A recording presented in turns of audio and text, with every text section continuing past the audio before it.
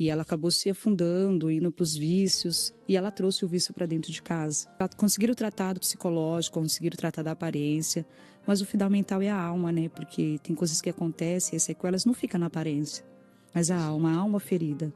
E a minha alma estava ferida. Sim, na verdade, a gente era uma família bem simples, né? Bem humilde, de Governador Valadares, né? Minha mãe, ela era casada.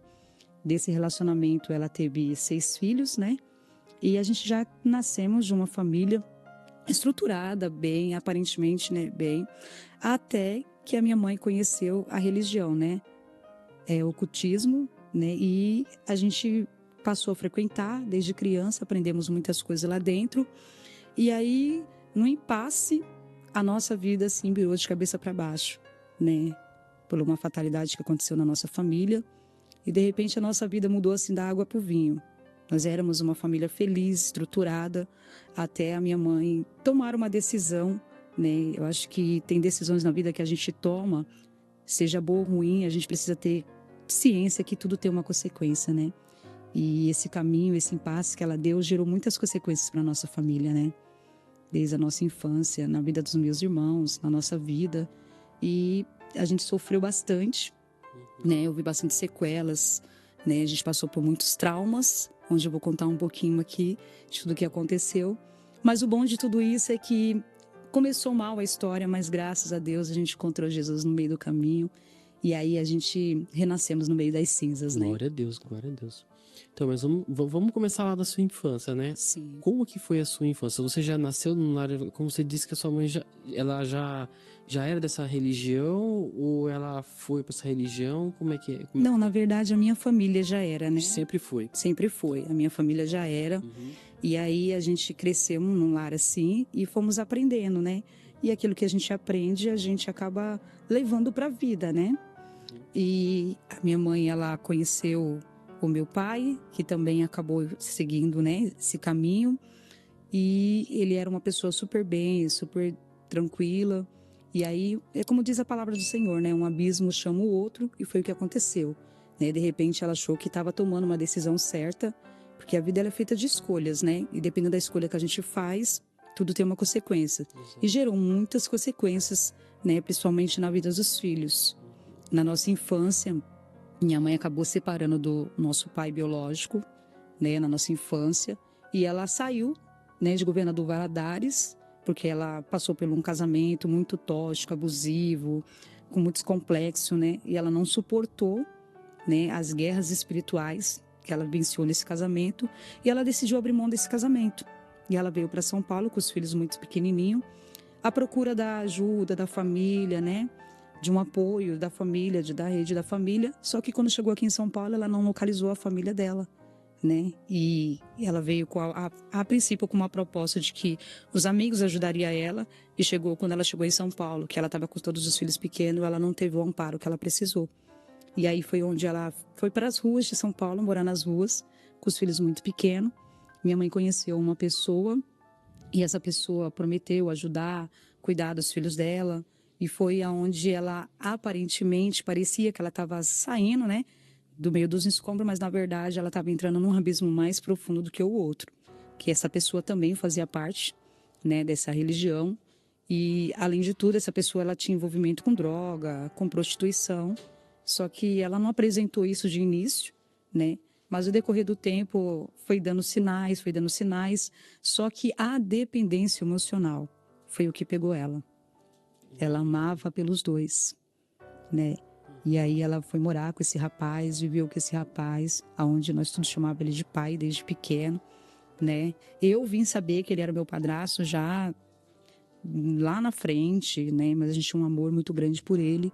E as drogas, o alcoolismo, né? O vício foi que destruiu tudo. Que aí ele acabou apresentando isso para ela, e ela acabou se refugiando nas drogas com tudo que aconteceu, né?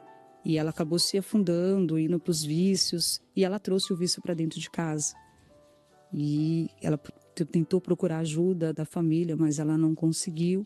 E ela foi se deixando levar, até que um dia essa pessoa ela começou a se aprofundar mais nas drogas, na bebida, até que ela perdeu o nível de consciência, raciocínio, e se deixou ser usada pelo inimigo. E um belo de um dia, essa pessoa chega do trabalho, né, que era o meu padrasto na época, e ele mexeu comigo, né? Começou a me aliciar, muito criança, e aí a gente foi perdendo, né, aquele carinho, aquele respeito que a gente tinha por ele, e ele começou a me ameaçar, que se eu dissesse isso para alguém, se eu falasse isso para a família, para alguém, com os vizinhos, que ele me mataria. E eu guardei aquilo muito tempo comigo, né? Só que a minha mãe não percebeu a minha mudança.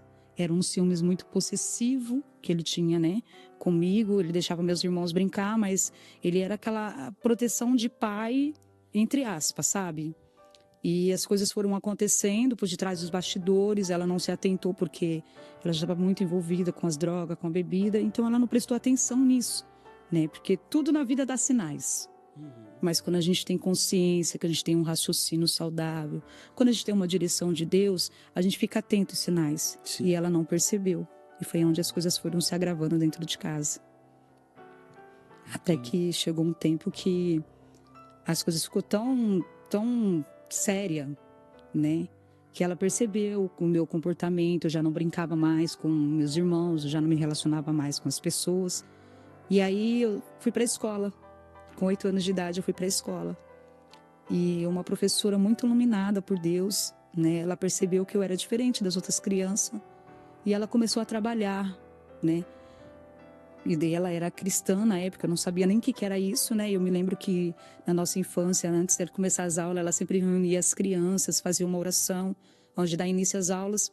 E ela percebeu que eu era uma criança bem diferente das outras crianças. Eu tinha muita dificuldade de aprendizado, de se relacionar em grupo, né? Eu tinha um bloqueio muito grande comigo, embora eu tinha 8 anos de idade, mas dependendo do que acontece na nossa infância, acelera, né?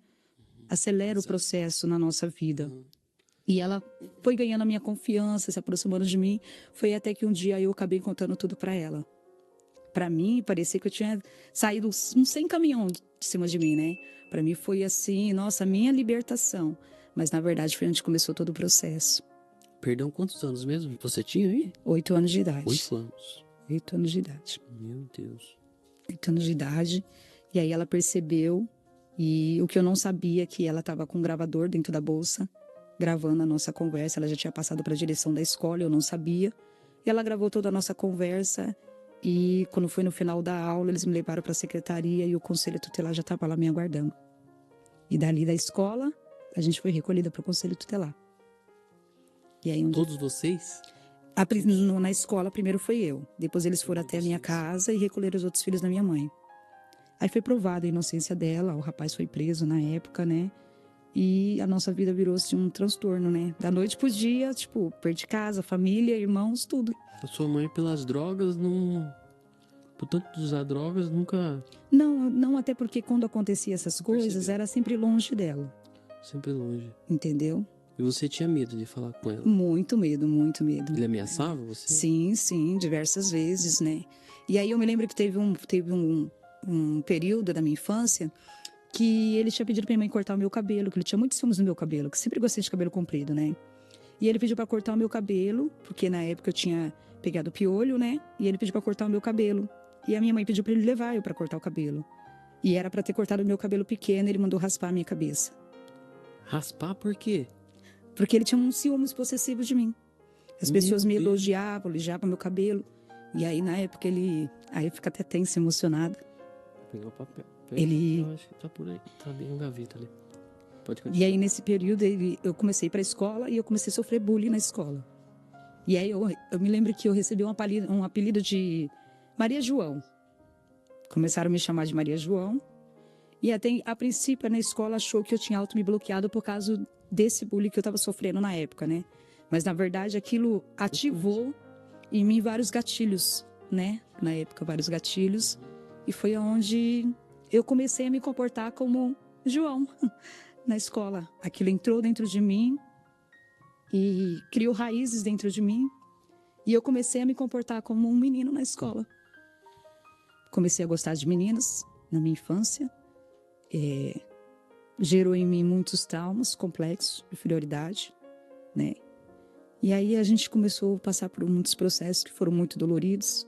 que hoje até me emociono quando eu entro nessa história, porque foi o que eu vivi, né? Eu sei que muitas coisas estou curada, mas não tem como a gente voltar no passado, né? E não lembrar, né? E aí a gente... Ele era envolvido com drogas também? Sim, sim. Na Esse época ele rapaz? tinha envolvimento com drogas. E ele levou a minha mãe também a se envolver, né? E a nossa vida, assim, virou, assim, de cabeça para baixo. Completamente. Que situação, né? Porque uma vida assim, totalmente. O que a droga não faz, né? Cega a pessoa, a família vive uma vida assim, sem Deus, sem nada. Mas esse cara aí era um psicopata mesmo, né? Totalmente. Que, Totalmente. pelo Ele amor era de uma Deus, pessoa ainda mandar muito... cortar o seu cabelo. Tem Totalmente. uma Ele esposa? cortava bonecas minhas, né? Verdade. Eu ganhava bonecas assim. A forma dele mostrar, assim, para mim, me oprimir, era ele cortava roupas minhas, boneca, né? Olha, se você contar para alguém o que eu tô fazendo com essa boneca, onde eu faço com você. Meu Deus. Foram muitos abusos, principalmente psicológico, né? No início começou muito, era aliciamentos, né, na época. Seus irmãos eram tudo pequeno também. Eu era a menor da casa, Era né? menor. Isso. Eu era a única menina, Entendi. né, dos irmãos. Sou a única menina dos irmãos. Só que ele me viu assim como uma Que presa. ano que era isso? Que aconteceu isso? O ano eu não vou saber lembrar agora, né? Eu lembro que era em volta de... Eu tinha 8 anos de idade. Eu lembro porque foi a primeira escola que eu entrei, que tudo isso começou. E foram muitos tempos assim, né? E até que quando eu abri a boca, foi a época que o conselho dela me pegou, me recolheu da minha mãe. E ela perdeu a minha guarda na época, né? E fiquei um período ali me tratando psicologicamente, fisicamente, né? No processo de regeneração. Foi onde o juiz decidiu que eu desceria para adoção, né? Que minha mãe tinha perdido a minha guarda definitiva, mesmo provando a inocência dela. Pelo estado que eles encontraram psicologicamente, o juiz achou que eu não poderia mais viver com a minha família, né? Antigamente tinha muito isso, né? Hoje em dia eles dão oportunidade da família, né? Correr atrás, provar e recuperar. Mas naquela época não tinha, era um caso muito isolado, né? Então, quando acontecia... Sua mãe já estava envolvida com drogas. Sim, eles viram que ela não tinha condições, nem financeira e nem psicológica. Entendi. De estar com a gente. Embora ela foi provada, a inocência dela, realmente ela não tinha culpas de nada. Mas o estado que ela se encontrava comprometia muito, né? Aí não deu. Aí o juiz separou vocês. Separou. E eles recolheram a gente. Como eu era menina, eu precisava ficar num orfanato feminino. Os meus irmãos, que era maior, acabou descendo para FEBEM. E os outros foram para outro orfanato. Porque são escalas, né? Por idade, né? Então a gente foi separado. E eu fiquei num colégio por um tempo, me retratando. Só que assim, tentaram colocar no meio das crianças. Só que a minha mente, ela era uma mente bem avançada, né? Mas como que você lidou com tudo isso, né? Porque aí o juiz separa vocês. Aquilo ali foi um alívio pra você ou não? Você sentiu ruim? Como que foi? Por um lado, sim. Por um lado, porque eu sabia que já não ia mais passar por aquelas situações. Mas por outro lado, assim, foi assim, ativou muitos gatilhos, aonde gerou muita ansiedade, complexo de inferioridades, né? Eu não conseguia me relacionar com pessoas, me tornei uma criança muito agressiva, né? Então, assim, mexeu muito com a minha cabeça. O que você pensava sobre a sua mãe?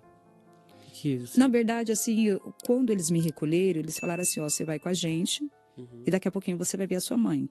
Então, assim, desde aquela meia hora que ela me colocou na escola, eu não vi mais ela. E eu perguntava e ele sempre falava assim, ela vai vir te ver. Ela vai vir te ver. A princípio, no início, eles colocaram ela para falar comigo no telefone. Depois, eles liberaram uma visita uma vez por mês. E depois, aquelas visitas já não era mais constante. Entendeu? Mas ela continuou nas drogas. Ela continuou, mas chegou um tempo que ela, pela perca dos filhos dela, ela buscou força onde ela não tinha. E ela começou a se levantar. Ela foi para a igreja, né? Foi onde ela conheceu Jesus. Né? Falaram de Jesus para ela. E foi onde abriu assim, um leque, né, da vida dela. E ela começou a se levantar para poder tentar resgatar os filhos dela. Isso tudo aconteceu enquanto você estava no orfanato? Isso, a gente ficou no orfanato por um tempo. Isso. Aí ela se levantou, começou a trabalhar, né? A minha família, ela encontrou minha família, minha tia deu apoio para ela, ajudaram ela, colocaram ela dentro de casa. Inclusive, tem uma tia da gente que não é minha tia, ela é uma mãe, né? Minha tia Tereza, foi onde ajudou muito ela. Aí quando ela provou para o juiz que ela estava trabalhando, que ela estava vivendo outra vida, ela conseguiu ainda pegar alguns meus irmãos, né? Mas os menores, o juiz ainda segurou. Os maiores conseguiu ir com ela, os menores o juiz ainda segurou, né? Só que a gente quase não via ela, né? E quando eu perguntava, porque o orfanato que eu fiquei era um orfanato onde as crianças eram muito órfãos de pai e mãe. Só que ali naquele caso não era órfã de mãe, né? Eu tinha minha mãe viva, entendeu? E era muita história que a gente ouvia, muitas palestras que a gente ouvia no orfanato. Então a gente era separado, né? E eu fiquei no orfanato onde as crianças eram órfãs de pai e mãe. Então, assim, eu entendia que, tipo, eu tava num ambiente que não era meu. Eu queria o tempo todo a minha mãe.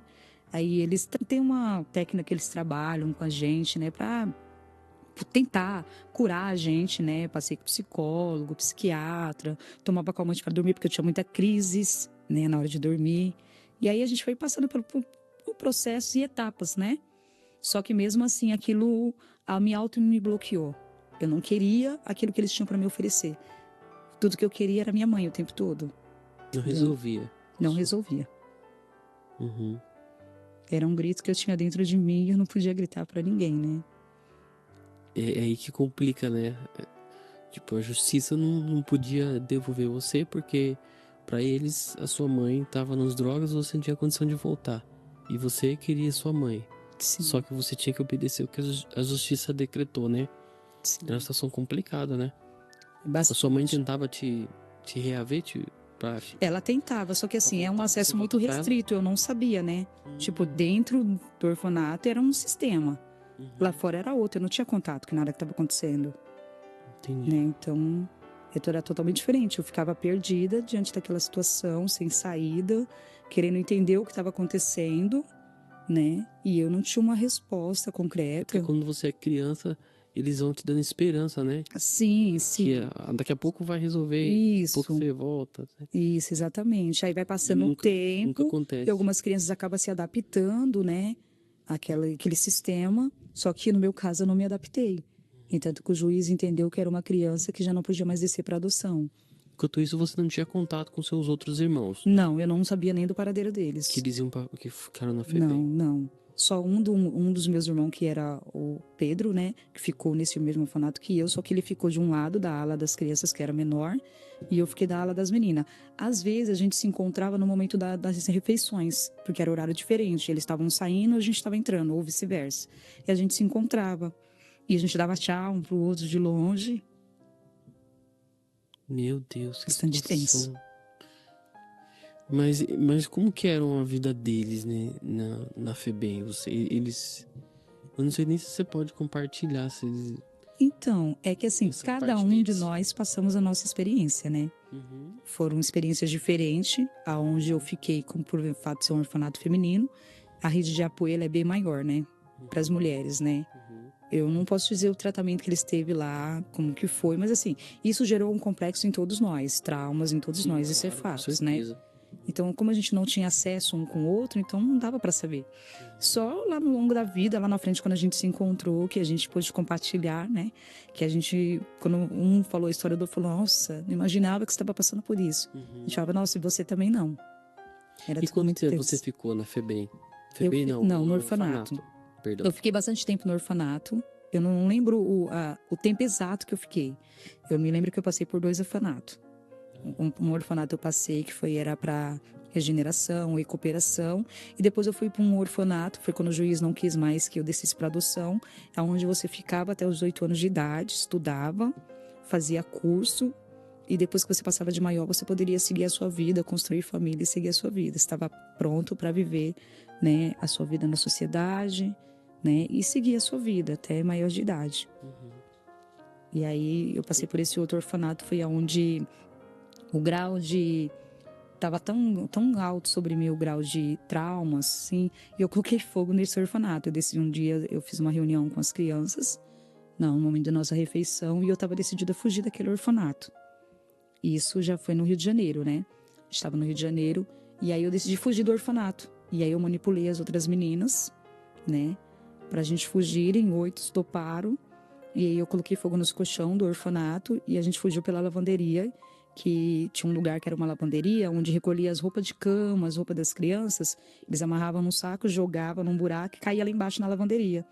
E aí a gente sabia os horários que essas roupas eram jogadas e a gente entramos dentro de um saco e escorregamos para a lavanderia, que dava acesso, onde o pessoal vinha recolher as roupas quando abriu o portão. E a gente rasgamos os sacos e fugimos, fomos morar na rua. Meu Deus. Parece novela. Não parece? Meu Deus. E deu certo esse plano? Deu, porque Deu certo, quando você eu fugiu? coloquei fogo, aí acionou o alarme, né? Do Certo. orfanato. Aí as tias, porque cada quarto ficava entre 20 e 25 meninas dormindo. Era beliche, as outras era berço. Então, quando acontecia qualquer coisa assim, disparava o alarme. E aí os quartos, elas tinham que correr, fez aquela correria, aquela coisa de sistema, né, de emergência. E quando aconteceu isso, foi o momento da nossa fuga. Aí nós fugimos e ficamos nas ruas, passou no jornal na época, né? Vários cartazes, divulgação, que nós estava desaparecida. Ficamos alguns tempos nas ruas. Nós se dividimos entre as meninas, se encontrava no final da tarde, o grupo. Durante o dia a gente se espalhava para a gente não ser achado muito rápido. E a gente ficamos bastante dias na rua, pedindo dinheiro, pedindo comida nas portas, né? Eu, 2 meninas que estavam comigo, a gente foi recapturada dentro de um mercado, abrindo bolacha, comendo. Com fome. Meu Deus. As câmeras, a nossa inocência não sabia que tinha câmera. No mercado, a gente começou a abrir pacote de bolacha, tomar Danone, jogava escondido. E a câmera pegou a gente. E aí, eu lembro quando a gente entrou no último corredor, aí os seguranças já estavam vindo e já tinha uma van do conselho tutelado lá de fora nos procurando. Reconheceram a gente, que a gente estava passando na televisão, a gente não sabia. E aí eles pegaram a gente e o conselho foi e recuperou a gente aquele dia. Aí você volta pro orfanato. Aí eu voltei pro orfanato. Aí nesse tempo, quando eu voltei pro orfanato, eu me lembro que eu passei uma noite no orfanato e o juiz mandou tirar eu do orfanato e mandar eu pra FEBEM. Meu Deus, aí você sai do orfanato. Meu Deus. E aí é outro sistema, né? É outro tratamento. E a mente muda completamente. Sim. Como que é o tratamento lá? Hoje não existe mais, né? É diferente, né? Diferente de uma criança que está num colégio, um orfanato, onde está passando por um processo de regeneração, né? Uma criança que está passando por um processo de uma adoção para uma FEBEM.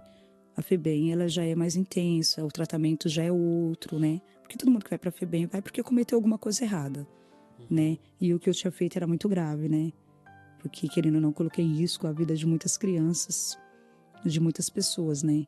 Então, isso foi inadmissível que eu fiz e eu fui punida pelo ocorrido. Gente, olha pra você ver, né? Como que, às vezes, falam-se muito em políticas públicas para isso, políticas públicas para aquilo, para isso, para isso, e a gente vê que na nossa sociedade, né? Se coloca que o governo tem que resolver isso, o governo tem que resolver aquilo, e nós não vemos que não resolve nada, né? Muitas vezes nós como igreja somos discriminados e quem mais contribui para a sociedade somos nós como igreja evangélica, temos um Deus que é o único que restaura, que cura de verdade.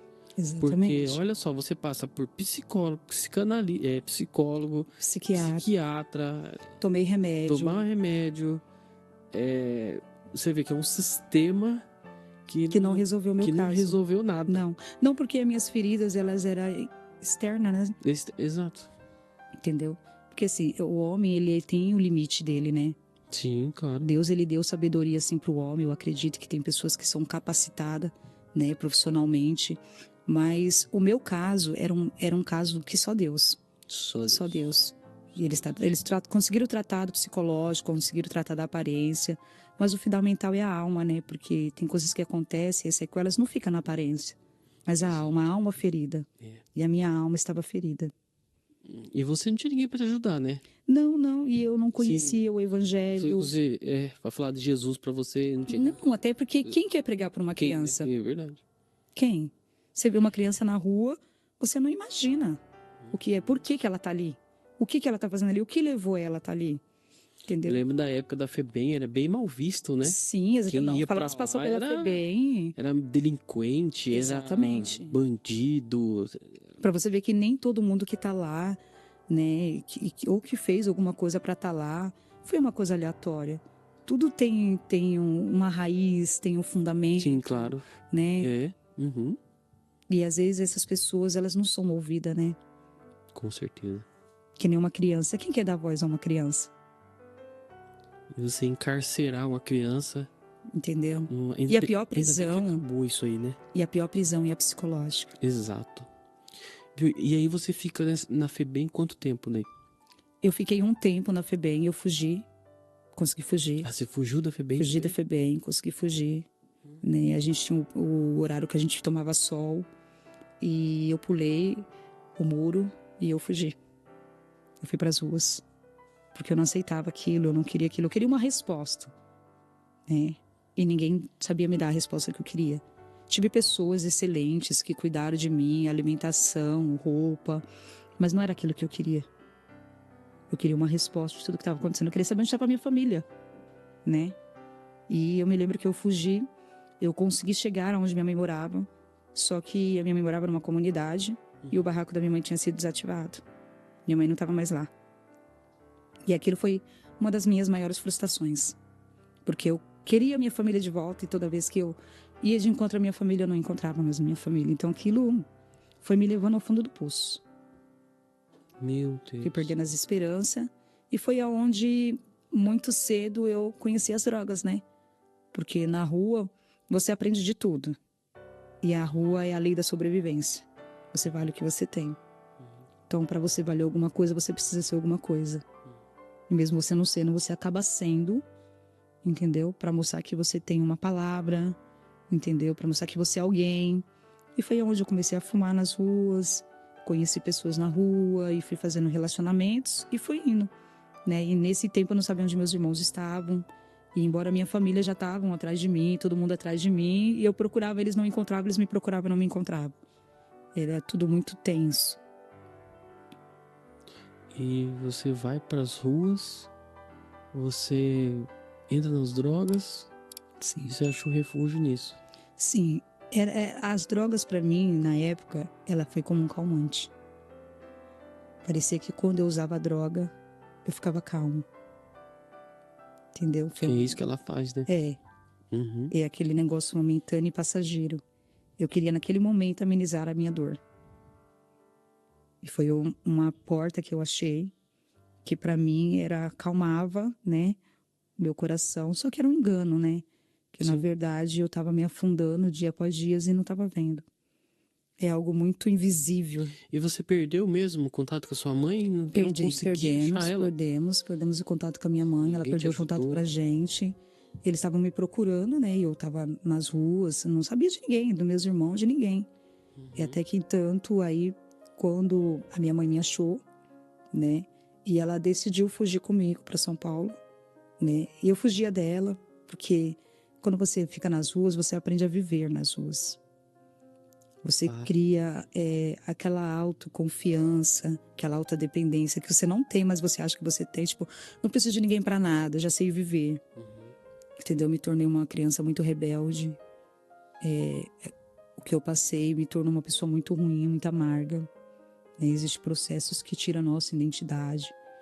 Nesse momento, sua mãe já tinha sido saído das drogas também. Ela tinha as recaídas, né? Tinha as recaídas. Ela tinha as recaídas, mas ela já estava trabalhando, a minha família já estava ajudando ela. Aí eu me lembro que ela me pegou uma vez, me levou para casa de uma prima minha. Fiquei um tempo com essa prima minha, não me adaptei, né? Àqueles sistemas que eles tinham, que era todo mundo certinho, todo mundo muito regrado. E eu não queria aquilo mais para minha vida. Eu queria adrenalina. Eu queria viver, eu era dona do meu próprio nariz, entendeu? Você já estava com quantos anos aí? Entre volta de 9, 10 anos. 9, 10 anos. Ainda era pequena ainda. Sim, mas uma mente totalmente conturbada, né? Meu Deus. A minha inocência, aquele negócio Meu Deus, de com criança. 10 anos, sua mãe foi atrás de você não quis... Não, eu não queria. Quis Ela pegava, eu fugia dela, entendeu? Escondia dela, fugia. Aí ela me levou para casa e falou, já que você não quer ficar comigo, eu vou te levar para morar com uma irmã minha. Eu fui, fiquei na casa da sobrinha dela, né? Filha da minha tia, morei um tempo com eles. Me ajudaram bastante na época, né? Mas chegou um momento que eu não queria aquilo. Não era aquilo que eu queria. Aquilo não me satisfazia, não me fazia feliz. Eu queria as ruas. Você se sentia culpada de alguma coisa? Sim, de alguma forma? sim, sim. Sim, o pedófilo ele faz isso com a gente, né? Exato. Infelizmente. Eles sempre jogam a responsabilidade na gente. Você tá passando por isso porque você merece. Você provocou isso. Então, assim, eu peguei complexo de inferioridade. Eu dizia, porque eu nasci mulher. Por que eu nasci mulher? Se eu tivesse nascido homem, eu não estaria passando por isso. E eu comecei a me comportar como homem. As pessoas que me conheceram na minha infância, eu dizia para todo mundo que eu gostava de mulher, que eu queria ficar com mulher. Eu sofria muito bullying, né? Todo mundo me chamava de João na rua. Eu até gostava daquilo na época. Me adaptei, gostei daquilo.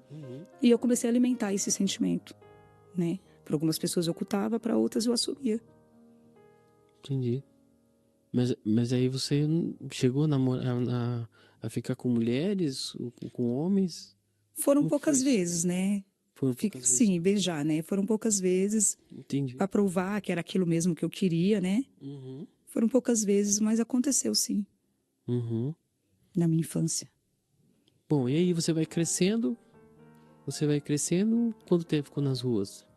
A gente ficou bastante tempo depois, a gente reencontrou minha mãe, quando eu fugi da casa da minha prima. A minha prima me achou, me levou de volta para o conselho tutelar. E uma tia minha ficou sabendo que ela tinha me entregado para o conselho tutelar, ela foi lá e me buscou. Me levou para casa dessa outra tia minha, onde eu fui muito bem recebida, né? Ela me tratava como uma filha. Só que assim, aquilo, quando a gente está ferido, a gente fere. A gente não consegue ver o bem que as pessoas querem fazer pra gente. A gente não consegue enxergar isso, né? A gente ferida, a gente fere sem a gente perceber. E eu não sabia que tudo aquilo que eu estava fazendo, eu estava ferindo todo mundo à minha volta. Você dava trabalho pra sua família? Muito trabalho. E aí, a ponto deles falar assim, ela tá passando por isso porque ela gosta, porque ela merece. Mas na verdade não era. Nesse ponto, as pessoas acham que você já é rebelde, que você já... Isso. É porque a sociedade ela tem mania de falar isso, mas né? não vê os traumas. Que criança rebelde, que criança educada. Mas elas não procuram saber o fundamento. Por que ela se tornou uma criança assim? Mas também as pessoas também não entendem também como ajudar, né? Não. Tem esse lado também, não, porque né? o autobloqueio, né? A gente cria um autobloqueio dentro da gente. Sim. Né? A gente acha suficiente para viver o que a gente quer viver. E se você pudesse voltar atrás e dizer para as pessoas assim, como é que você poderia me ajudar? Era como? Eu acho que o primeiro passo é alguém que já passou por isso. É pedir ajuda. Eu acho que quando a gente pede ajuda fica mais fácil, né? Eu acho que a humildade, num momento como esse, você pedir ajuda, né? Você não precisa expor a sua vida para ninguém. Você não precisa gritar ao mundo, né? Gritar nas redes sociais. Mas peça ajuda para alguém de Deus. Porque uma pessoa de Deus, ela vai iluminar o seu caminho, ela vai direcionar a sua vida, né? Graças a Deus, depois de tudo isso, esse processo, foi o que me ajudou. O que me fez sair desse fundo do poço foi quando eu conheci Jesus. E eu não conheci Jesus sozinha. Alguém me apresentou Jesus. E às vezes é isso que a gente precisa, de alguém que nos apresenta Jesus. E a gente tem que ter o coração aquebrantado e a humildade e reconhecer que na vida a gente precisa de alguém. Ninguém sobe do fundo do poço sozinho. Exato, é isso. Sempre tem que ter alguém para nos dar a corda. E graças a Deus, na minha vida, eu tive pessoas que foram luz para mim no meio da escuridão. Tá, mas antes de você aceitar Jesus, ainda tem uma... Tem história ainda? Bastante, nossa. Não foi assim, um encontro muito fácil, né? Da noite pro dia. A gente viveu muitas coisas. Porque depois de tudo isso, eu me lembro que a minha mãe já morava ainda no Rio de Janeiro, né? Ela tinha pegado um dos meus irmãos. E eu me lembro que eu estava na rodoviária, já estava nas ruas. E eu estava sentada assim numa praça, assim, em frente a uma rodoviária. E eu vi um rapaz colocando umas bolsas dentro do bagageiro. Né? Ele estava guardando as bolsas. E eu entrei dentro do bagageiro, escondida. E como eu estava cansada das ruas, eu dormi dentro do bagageiro. E acordei aqui em São Paulo. Como? Acordei em São Paulo. É? Meu Deus. Acordei. Quando eles começaram a tirar as bolsas do bagageiro, eles gritaram, tem uma criança dormindo aqui dentro do bagageiro. E aí eu acordei e saí correndo. E fiquei nas ruas. Aí minha mãe já tinha vindo para São Paulo, né, atrás dos meus irmãos. Também porque ela sabia que os meus irmãos estavam nos orfanatos daqui, já tinham se transferido para cá, estavam no processo da adoção. 2 irmãos meus tinham descido para adoção na época, né? E uma adoção ela foi parada no meio do caminho e o outro tinha sido levado para adoção e ela não sabia onde ele estava. Como o juiz tinha recolhido os nossos documentos, ela precisava voltar para Minas Gerais para poder ir no cartório onde a gente tinha sido registrado e conseguir os nossos documentos novamente. Para surpresa dela, quando ela chega lá, ela descobre que os nossos registros tinham sido cancelados e descido para o segredo do juiz. Então ela perdeu assim totalmente a visibilidade de tudo que estava acontecendo, né? Deus. E aí eu fiquei aqui em São Paulo. Depois de um tempo ela veio para cá, porque ela sempre falava muito pequena que ela tinha família aqui em São Paulo, e eu vim muito pequena. Ela veio para São Paulo, eu fui resgatada pelo orfanato aqui em São Paulo também, porque ela estavam me procurando. E me levaram para um orfanato em Tucuruvi. E eu fiquei nesse orfanato, em Tucuruvi. E aí entraram em contato com ela e falaram, mas chama sua filha nas ruas. E ela foi para lá. E foi onde eu me reencontrei ela. Numa visita Fazia no tempo que você orfanato. tinha visto? Muito tempo, nossa. Fazia tempo. E aí, como é que foi? E o encontro foi muito emocionante, né? Nossa, aquilo me trouxe muita alegria. Quando eu vi ela, era como se eu tivesse, assim, saído do fundo do poço. Só que ela não poderia me levar, né? Ela me viu, ficou 2 horas lá comigo, eu me lembro, no orfanato. Tinha como se fosse um estacionamento onde a gente ficava, né? Tomando sol. Eles me levaram pra lá, a gente teve um encontro com ela. E essas 2 horas passaram tão rápido que parecia 5 minutos. Já falava pra ela, a senhora precisa ir embora. E eu precisava me recolher. E aí foi onde eu vi que ela estava diferente. Ela me pediu perdão. Ela estava muito arrependida pelas escolhas que ela fez, né? E ela foi embora, né? E ela continuou trabalhando, lutando para recuperar os filhos dela.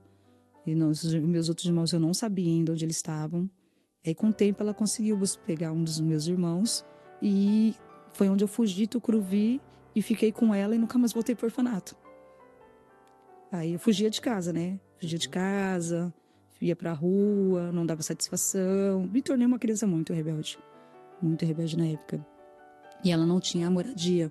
Ela morava dentro de uma comunidade, né? Ela ficou dentro dessa comunidade, ela sofreu bastante. E às vezes, quando eu ficava com ela, assim, nossa casa pegava fogo, tudo dentro. Nós sentávamos do outro lado da rua, ela com os filhos, assim, sabe? Via tudo queimar, assim, virar cinza da noite pro dia. E nós falávamos assim, mãe, a gente vai te ajudar. Um ia pra um lado pedir dinheiro, outro ia pro outro. A casa vocês pegaram fogo? Várias vezes. Várias vezes? Várias vezes. Eu perdia tudo, assim, no incêndio. E nós ficávamos dormindo na rua, no papelão. Aquela sede hoje, não sei se pode falar, da Igreja Deus e Amor. Pode? A sede da Deus e Amor, antigamente, ela não era uma sede, né? Era uma igreja pequenininha. A gente dormia ali, no chão ali. O pessoal chegava de madrugada para orar, nós dormia dentro do banco. E quando ia fechar, a gente saía para fora e ficava do lado da calçada dormindo. Meu Deus. A gente pedia na rua, né, para comer. Às vezes tinha vez que a gente fazia uma refeição por dia. Uma refeição por dia. Quando a gente ganhava, assim, dinheiro no farol, a gente comprava uma marmita, levava para ela onde ela estava, dormindo. Acordava, olha, mãe, a gente ganhou uma marmita. E até que começava tudo do zero. Construir o barraco tudo do zero. E isso era você, ela só? Ela não estava casada com ninguém ali? Não, né? Só você, ela tinha separado, né? Dessa pessoa. E ela tentou reconstruir a vida dela por diversas vezes, né? Mas estava tudo muito conturbado, né? Nossa mente, a família, os meus irmãos tinham mudado completamente. E ela ficou morando nessa favela há bastante tempo. E a nossa sobrevivência era pedir dinheiro nas ruas, comida nas casas. Tinha vezes que a gente conseguia se alimentar. Tinha vezes que a gente tomava copo de água e ia dormir. E nossa dormida era assim, quando a nossa casa pegava fogo, a gente ficava na rua, a gente ia intercalando. Um dia a gente olhava ela dormindo e ela acordava e a gente ia dormir. A gente dormia no chão, se cobria com papelão, com medo, muito medo dos ratos morder a gente, né? A gente ficava ali, nas ruas. Moramos bastante tempo nas ruas. Meu Deus, e tudo isso, você vê que como que um abismo ele vai chamando outro abismo, né? Primeiro começa com a tua mãe ali, com um rapaz junto nas drogas, e abusa de você, e é ali onde começa que vira tudo isso, né? Um abismo puxando outro abismo. Uma família desestruturada. Olha que falta de uma família estruturada faz na vida de uma pessoa, né? A falta principalmente estruturada em Cristo, né? Exatamente. O que está suscetível uma família a acontecer, né? Que foi o que aconteceu com você. Hoje em dia, muitas ideologias pregando contra a família, inclusive dizendo que o problema da sociedade é a família. Muitas ideologias hoje pregando Sim. isso. Mas a família estruturada em Cristo, família estruturada é muito importante. Muito. Muito importante. Como Deus, ele é o centro da família. E começa logo ali foi com o divórcio, né? Porque daí Sim. a primeira coisa foi o divórcio. Sim, exatamente. Que já é algo que Satanás trabalha em muitas famílias hoje, divórcio. Destruiu, né? E a gente vê muita gente, a gente já viu aqui muitos testemunhos assim, de mulheres que casam com uma outra pessoa, não sabe para quem que tá colocando dentro de casa, e quando vai ver a pessoa abusa do filho, e depois o estrago é gigantesco para a vida inteira de uma criança, né? Um abuso. Por isso que é muito importante a gente tem que. Difícil, né? Divórcio, jamais. Né? Tentar no último. Mas se for casar, ou trazer uma pessoa para dentro da sua casa, a gente tem que. A mulher, principalmente, tem que. Que tem filho, né? Precisa pensar e analisar, ver quem é que tá trazendo para dentro de casa, né? Eu não digo assim só o divórcio em si, porque assim, a gente sabe que o divórcio ele é muito difícil, né? E muito doído. Isso. Que nem, só que o caso da minha mãe, ela divorciou por conta de um relacionamento que ela vivia, né? Sim. Um relacionamento muito tóxico, conturbado. Ela apanhava muito do meu pai, né? E eu acredito assim que Deus não se agrada dessas coisas. Sim, aí a gente não pode romantizar um divórcio, porque tem muita gente que tem medo do divórcio. Eu não sou a favor do divórcio, mas há casos e há casos. Sim, né? exato. Eu acho que o que aconteceu, assim, que desestruturou toda a nossa família foi o quê? A dependência emocional. Quando a pessoa ela é dependente emocional de alguém, que ela não depende de Deus e deixa depender do homem, acontece isso, né? As prisões acontecem, né? O que aconteceu com você hoje não tem como voltar ao passado e mudar. Isso não acontece mais, né? Hoje tudo o que aconteceu com você serve de exemplo para quem tá ouvindo aqui. Hoje tá ouvindo seu testemunho, né?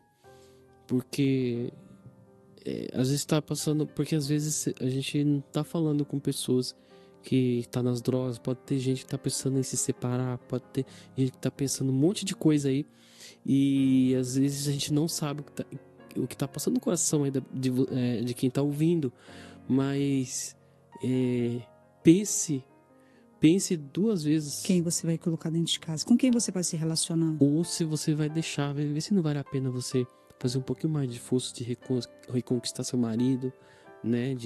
Eu acho ver assim, se vale a pena. Se não for no caso de abuso ou de violência doméstica. Exatamente. Ver se não for esses casos, né? Ou das permissões que a Bíblia ali deixa, né? Para o divórcio, os respaldos que a Bíblia deixa. Vê se não vale a pena você continuar, porque para os filhos é devastador.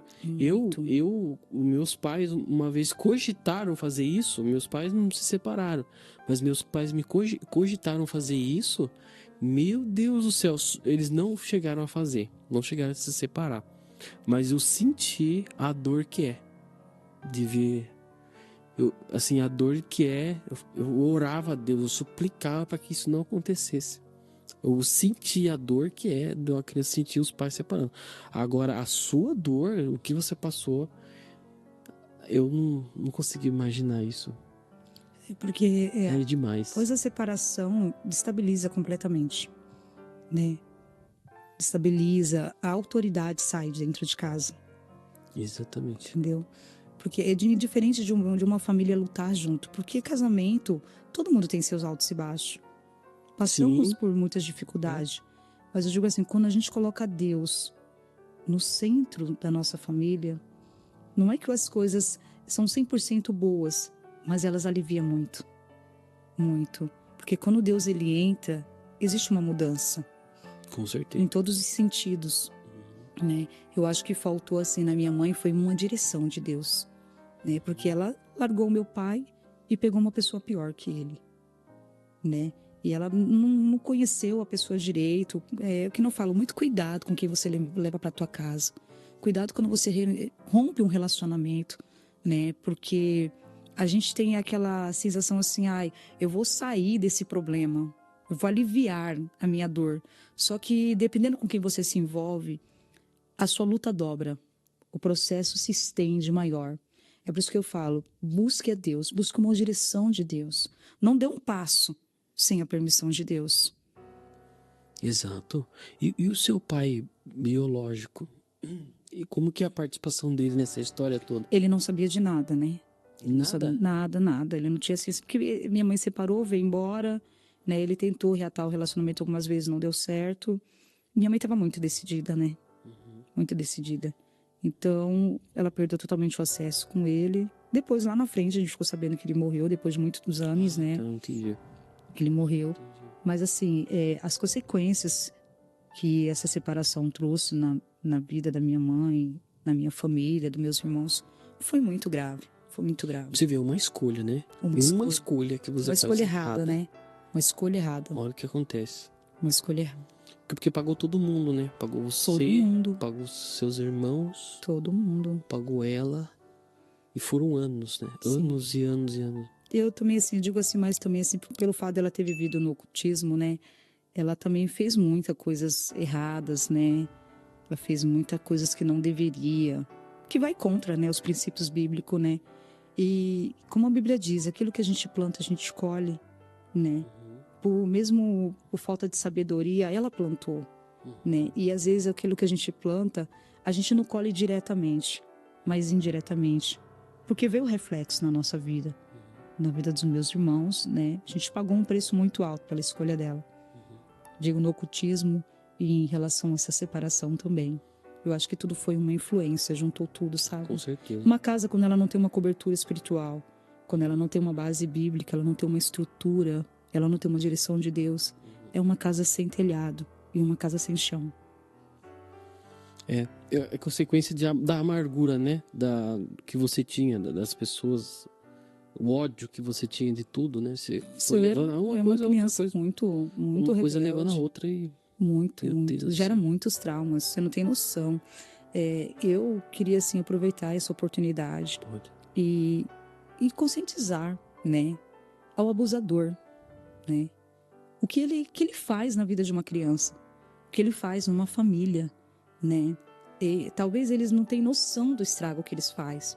Aquilo que para eles é um ato de prazer, de desejo, é uma destruição. Porque ele não destrói somente uma criança, ele destrói uma geração. Uma geração. Exato. Porque família ainda é projeto de Deus, né? Se essa pessoa pudesse conscientizar e ter a noção do estrago que ela faz, talvez ela não faria. E juntando as drogas, né, que envolvia também, piorou muito, né? Outro. Piorou muito a situação.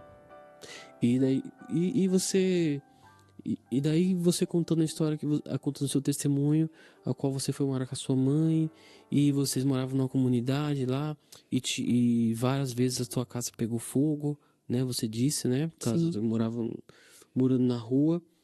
E daí, como que isso começa a dar uma melhorada, né? Porque você tá vendo piorando.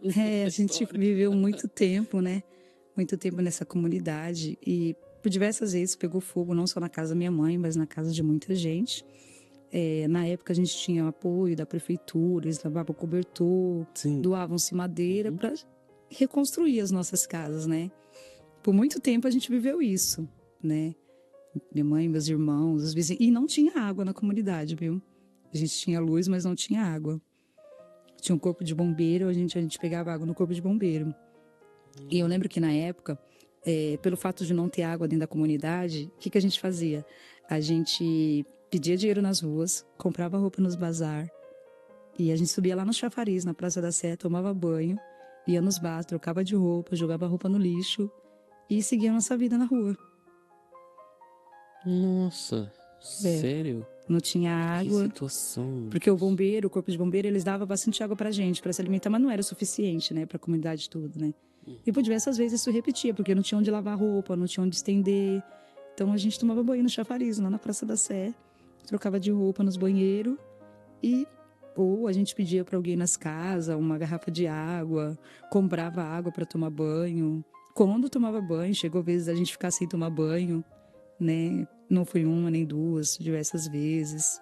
Quando acontecia mesmo os incêndios, que a gente conseguia reconstruir a nossa casa, mesmo sendo de madeira, a gente ficava muito tempo sem água, sem luz.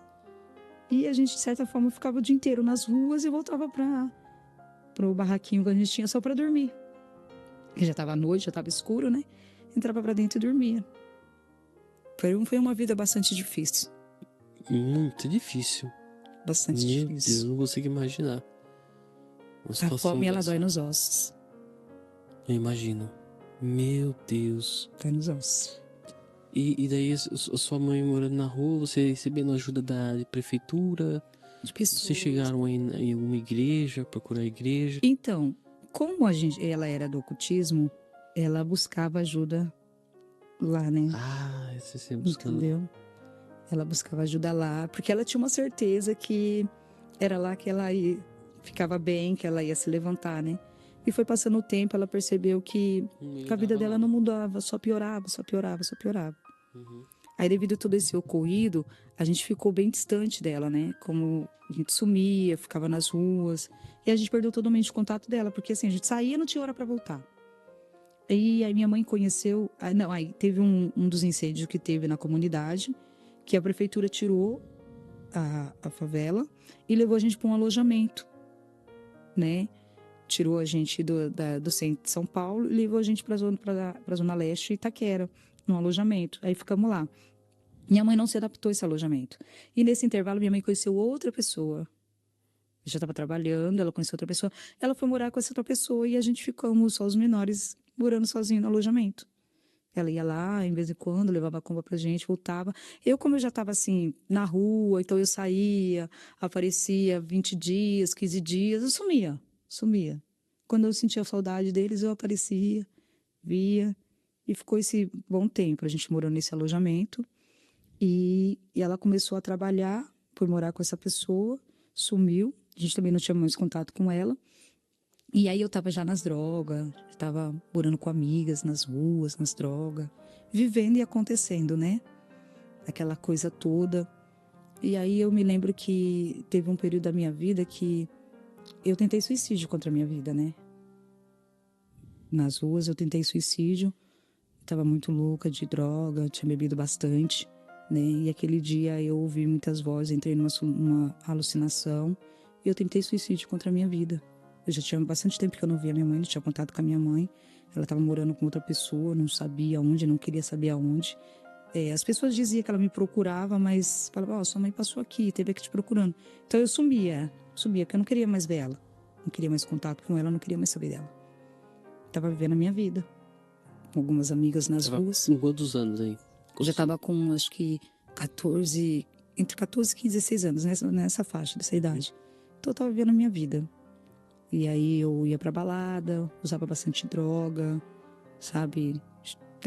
Perdi a minha identidade, cheguei no fundo do poço, assim, sabe? Perdi totalmente o controle sobre a minha vida, perdi. E eu me lembro que uma vez eu tava muito louca de droga e eu decidi tirar minha vida.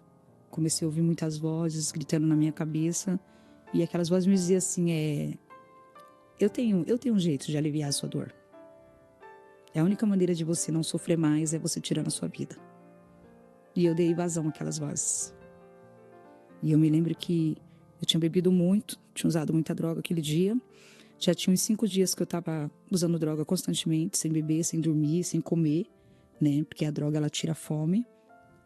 E eu acabei dando vazão a essas vozes. E eu entrei em briga com umas amigas minhas que moravam comigo naquele momento. E eu decidi, por conta daquela briga, eu me frustrei daquela discussão e eu decidi tirar a minha vida. Eu fui para trás de um caminhão. E eu peguei uma arma e tentei suicídio contra a minha vida. Meu Deus, onde é que apareceu essa arma? Porque nessa hora o inimigo dá tudo, né? Dá Dá tudo, droga, dá dá tudo. bebida, até a arma apareceu aí. Dá tudo. Meu Deus. E eu peguei uma arma e eu tentei suicídio contra a minha vida. Atrás de um caminhão. Eu tava decidida a tirar a minha vida. E eu me lembro que eu sentei atrás do caminhão, bebi, né? Eu já tava no ocultismo, né? Já fazia parte também. Desde criança eu aprendi aquilo, então era aquilo que eu acreditava e aquilo que eu vivia, né? Eu comecei a ouvir muitas vozes gritando na minha cabeça e gritando meu nome, e dizendo que era o fim para mim, que a única maneira de eu aliviar minha dor era tirando a minha vida. E eu fui atrás do caminhão e tentei suicídio contra a minha vida. A primeira vez não deu certo, e quando eu tentei a segunda vez, eu escutei uma voz me chamando pelo nome, não me chamando pelo nome não, dizendo assim: ai Senhor, agora eu sei por que o Senhor me trouxe aqui. E quando eu levantei a cabeça, eu tomei um susto muito grande. E quando eu levantei a cabeça, era uma senhora, vestida como crente, do cabelo grisalho, com uma Bíblia na mão. E Deus havia tirado ela de dentro de uma igreja, de uma vigília que estava acontecendo ali na Conde Sazeda. Deus havia tirado ela de dentro da vigília e falou com ela assim: desce a Tomás de Lima e vai até a Rua dos Estudantes. E ela disse que quando olhou para o caminhão, Deus falou para ela: você vai atrás do caminhão, que eu vou te mostrar uma coisa. E quando ela chegou lá, ela se deparou comigo. E ela falou para mim assim: não faça isso, porque Jesus tem uma obra na sua vida, Jesus te ama e Ele quer te restaurar. E eu disse para ela: se Jesus me amasse, meu pai não teria abusado de mim. Se Jesus me amasse, minha mãe não teria me abandonado. Se Jesus me amasse, eu não estaria nas drogas, eu não estaria nesse mundo, né? Queria justificar a minha dor naquele momento, né? Queria desabafar, queria justificar a minha dor, queria responsabilizar alguém pelo aquilo que estava acontecendo, né? E ela pegou e falou para mim assim: deixa eu orar por você. E eu falei assim: a senhora não vai orar por mim, porque eu tenho a minha religião, né? E eu não quero oração. A senhora sai daqui, porque senão eu vou fazer uma merda comigo e com você. E ela falou assim: não faça isso, Jesus te ama. E ela falou assim: eu vou orar por você. Eu falei assim: então eu vou rezar primeiro. Eu rezo primeiro, depois você ora. E vamos ver o que vai acontecer. E ela falou assim: eu topo o acordo. E eu me lembro que eu comecei a fazer as minhas rezas. Eu comecei, né, invocar, né, aquilo que eu aprendi. E só que não acontecia nada. Eu comecei a chamar, cantar, rezar o que eu tinha aprendido e nada acontecia, né? E eu falei para ela assim: calma, que ele já tá vindo. Você vai saber quem eu sirvo e você vai sair daqui, porque aqui não é o seu lugar. E eu me lembro que eu tava com algumas coisas, né, sobre o meu corpo. E ela pegou e falou para mim assim: tudo bem, pode rezar. E eu comecei a desafiar ela, desafiar a fé dela naquele dia. Eu tava muito louca.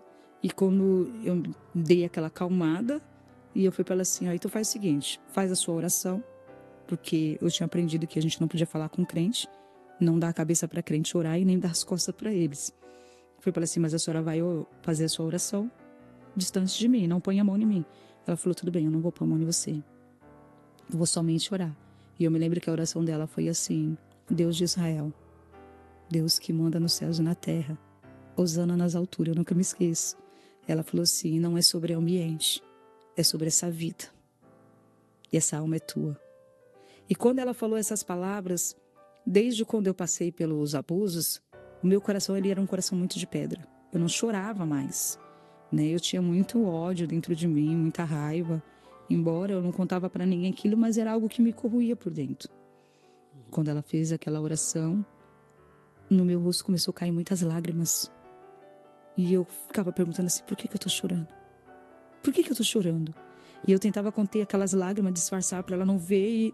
E quanto mais aquelas palavras ela falava, aquilo me confrontava o meu eu. E aí eu não tinha discernimento, não tinha sabedoria, sabia quem era Deus, porque a gente se referia ao cara lá de cima, né? E eu falava assim: por que eu tô chorando? Quem é essa mulher? Por que ela tá falando isso? E eu me lembro que Deus tomou ela numa atmosfera muito grande. Hoje eu sei o que é isso, mas na época eu não sabia. E ela começou a falar em línguas. E tudo aquilo que ela falava era como se entrasse dentro da minha alma, sabe? E quebrantasse aquele coração dentro de mim. E eu me lembro que quando eu percebi, eu já estava de joelho no chão, aceitando Jesus. Meu Deus. Naquele lugar você aceitou Jesus. Naquela madrugada. Isso era uma volta de umas 4:30 da manhã. E quando eu me deparei, já era 7 horas da manhã, eu estava de joelho no chão, gritando no meio da rua, dizendo: Jesus, me salva. Me salva, porque eu não quero mais as ruas, não quero mais as drogas. Eu quero literalmente uma reconstrução dentro de mim. Ali você sentiu realmente a presença de Deus ali? Foi a primeira vez. Né? Meu Deus. Foi a primeira vez que Deus entrou dentro da minha vida. Ele alcançou o mais íntimo da minha alma. E foi aquele impasse que eu precisava para sair daquele fundo do poço. E eu me lembro que quando eu levantei do chão, que eu chorei muito, eu gritei muito. Eu vi algumas vozes dizendo assim: deixa ela tá bêbada, tá drogada. Deixa ela. E quando eu levantei do chão, que eu procurei aquela mulher, ela já não estava mais lá. Eu fui de uma esquina a outra, perguntei para todo mundo, falei: você tá ficando doida? Você tá sem dormir, vai descansar. Daqui a pouco isso passa. Só que não passou. Até hoje aquelas palavras fluem dentro de mim. Meu Deus. Glória a Deus. Foi a minha libertação. E aí eu percebi que aquele Jesus que eu recebi naquele dia, ele era maior do que as minhas dores, maior do que os meus complexos, maior do que os meus traumas. Era como se eu tivesse acabado de nascer de novo. Me senti como uma criança de colo. E eu me lembro que ela teve um momento que ela me abraçou, e aí ela falava assim: eu sou o teu pai, pode chorar. E eu queria saber por que eu tava chorando. Eu ficava: por que eu tô chorando? Por que eu tô sentindo isso dentro de mim? Era algo que queimava dentro de mim, no meu corpo, no meu ser. Era muito profundo, muito profundo. Foi uma experiência assim que mudou a minha história. Não foi uma mudança fácil, não foi nada da noite pro dia. Teve um processo, né? Tinha vezes que eu ia pra igreja, desistia, voltava pras ruas, sabe? Foram diversas vezes que eu tive recaídas, mas Deus foi trabalhando. Você abandonou essa religião que você seguia. Abandonou, procurou uma igreja, serviu a Cristo, e tinha pessoas que cuidavam de você? Então, a princípio, quando eu fui para a igreja, eu fui bem recebida. Só que eu não tive aquele cuidado espiritual. Porque as pessoas acham que uma alma para aceitar Jesus é uma alma que levanta a mão, aceita Jesus e está salvo. Mas não é isso, a gente ganha a alma quando a alma permanece. Tem que ter aquele cuidado, aquela paciência, né? E eu não tive pessoas que tivessem essa paciência comigo. Eram pessoas que quando eu estava de pé, eu estava de pé. Quando eu estava caída, sabe? E foi um processo, foi isso que foi me desanimando. Eu saí e voltava. Até que, olha o que aconteceu. Eu teve uma das minhas recaídas, que eu voltei para as ruas. Fiquei, né, com as minhas amigas nas ruas. E um belo de um dia, uma amiga minha recebeu uma ligação de uma vizinha da minha mãe, dizendo que minha mãe estava muito doente no hospital, que eu precisava ver minha mãe, que minha mãe ia morrer. E aí eu falei assim: se ela morrer amanhã, faz 2 dias. Porque eu não tinha aquele amor por ela mais. Eu não tinha mais aquela saudade, aquele desejo de estar com ela. Eu não queria mais saber da minha mãe. Você nunca teve experiências boas, né? Ao lado dela, né? Não. Sim, referências de momentos junto com ela. E eu peguei muita bronca dela, assim, sabe? Muita coisa que tinha acontecido. E eu não queria saber dela. E aí todo mundo me ligava: Lu, vai lá ver sua mãe tá morrendo, sua mãe tá mal no hospital, sua mãe tá isso, aquilo. E eu não queria saber. E aí um belo de um dia, eu me lembro que eu estava sentada assim, lá no colégio da Sé, e um rapaz passou e me deu um folheto. E o folheto estava escrito assim: a última chance. Como a importância do evangelismo nas ruas. E quando aquela palavra que eu li, que estava escrita a última chance, aquilo entrou dentro de mim. E eu comecei a perguntar: última chance do quê? Eu achando que eu ia morrer, né? Falei: será que eu vou morrer? Será que eu vou morrer? E eu comecei a perguntar, e aí eu comecei a indagar a Deus.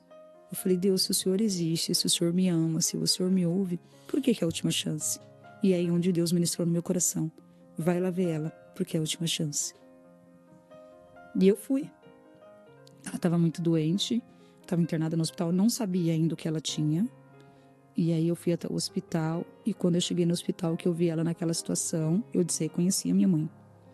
E eu achei que eu tinha entrado no quarto errado, né? E aí eu voltei lá na recepção, eu falei, não, eu tô procurando a paciente, a Odete, e a mulher falou assim, você nunca pôde sair do quarto 219? Eu falei, sim. Ela falou, é ela que tá lá. Eu falei, não, mas aquela não é minha mãe. Ela falou, é ela, repetiu o nome da minha mãe inteiro, falou, é ela mesmo. E eu voltei lá, quando eu voltei lá, que eu olhei ela, foi algo que me confrontou muito. E aí veio aquele desejo no meu coração assim, eu preciso fazer por ela aquilo que ela nunca fez por mim. E aí eu voltei na recepção, falei assim, pode ficar acompanhante aqui? Ela falou, você precisa ir para casa que você tá com cheiro de bebida, você não dormiu, né? E você precisa voltar bem para ficar aqui com ela. E eu fui para casa, dormi, me recuperei, e fui visitar ela, eu tava bem. E cheguei lá, uma voz dizia dentro de mim assim, você precisa cuidar dela. Você precisa fazer por ela aquilo que ela nunca fez por você.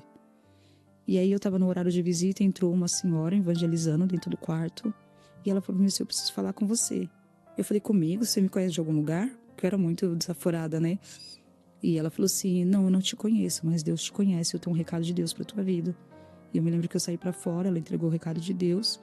E daquele dia em diante eu comecei a sentir vontade de visitar minha mãe mais vezes. E os médicos diziam que qualquer momento ela ia morrer, qualquer momento ela ia morrer. E eu estava afastada já da igreja de novo. E eu me lembro que teve um dia que eu decidi passar a noite com ela lá. Que eu tinha as recaídas, ia lá pro hospital, voltava via ela. Quando eu estava bem, eu ia lá ver ela, porque eu falava assim, será que ela morreu hoje? Eu vou lá ver. Esse é meu... Olha o pensamento. Ignorante, né? A mente cauterizada, cheio de coisas ruins, né? No corpo, na mente. E aí eu me lembro quando eu cheguei lá, que eu vi ela naquela situação, os médicos falaram assim, olha, ela não tá reagindo mais. E a gente, em qualquer momento, vai dar a pior notícia para vocês, porque os médicos não ocultam, né? Ele falou assim, olha, ela tem 15 dias de vida. E aí eu fui no quarto, quando eu olhei para ela, e Deus falou para mim assim, você tem 24 horas para decidir o que você quer da sua vida. E eu falei, com 24 horas, aquele pensamento, sabe? 24 horas, 24 horas. E eu me lembro que eu entrei no banheiro, quando eu lavei meu rosto, que eu fiquei ali no banheiro, eu decidi dobrar o meu joelho dentro do banheiro, no vaso. E eu falei para Deus assim, Deus, se o Senhor existe, se o Senhor tem essa obra que o Senhor disse que tem comigo, me dá um sinal. Faz alguma coisa por ela. Eu não quero perder ela. Que, na verdade, eu falava que eu queria que ela morresse, mas no fundo do meu coração não era aquilo que eu queria. E eu me lembro que quando eu voltei no quarto, ela estava tentando arrancar os aparelhos. As máquinas tudo começaram a apitar, e eu saí do banheiro assim, aquelas máquinas tudo apitando, os médicos já entraram correndo, mandaram eu sair da sala, e ela tentando chamar o meu nome. Ela não conseguia mais falar, e ela tentava chamar meu nome, ela só pronunciava com a boca, me chamando meu nome, e os médicos mandaram eu sair. E aí estabeleceram o quadro clínico dela, deram o remédio para ela dormir de novo, né? Induzir ela ao coma de novo. E daquele dia em diante, eu vi como um sinal de Deus.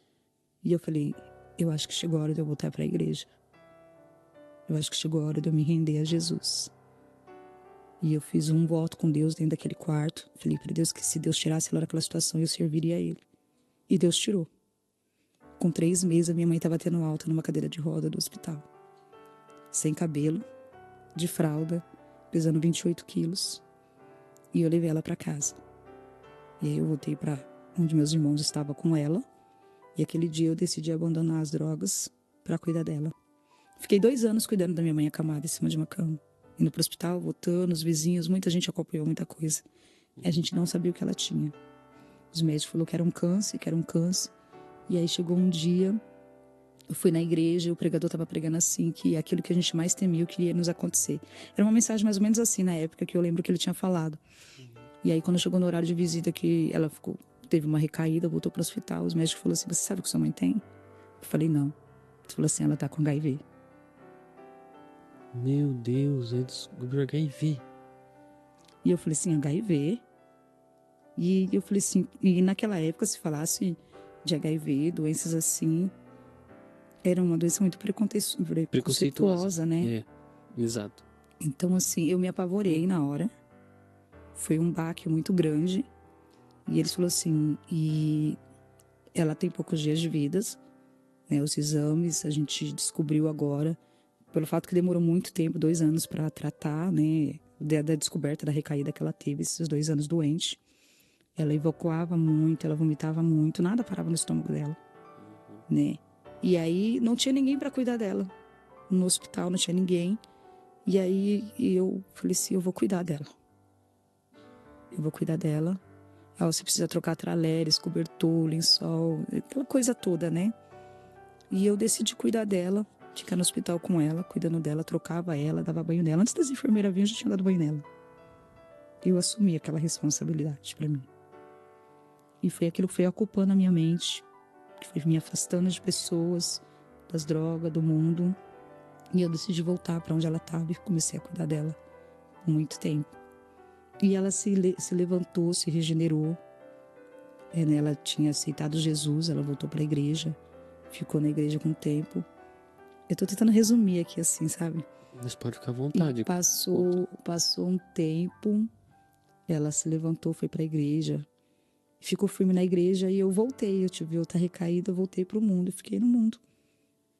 Mais uma vez você quer... Fiquei no mundo. Voltei mesmo, eu tinha feito tudo que Deus tinha levantado ela. Só que ela permaneceu na igreja. E aí eu sumi. Fiquei nas ruas, de novo. E aí eu me lembro que quando foi essa vez que eu tentei também suicídio de novo contra a minha vida, foi quando eu encontrei ela de novo. Ela já estava na igreja, já era regente do ciclo de oração. Deus havia feito uma promessa para ela que restauraria toda a família dela. Ela permaneceu, eu não. Né? E o quadro foi se agravando. E depois de tudo isso, ela ficou na igreja há muito tempo, eu já fiquei no mundo. E eu reencontrei ela de novo. Ela já estava bem, né, com meus irmãos, com um dos meus irmãos.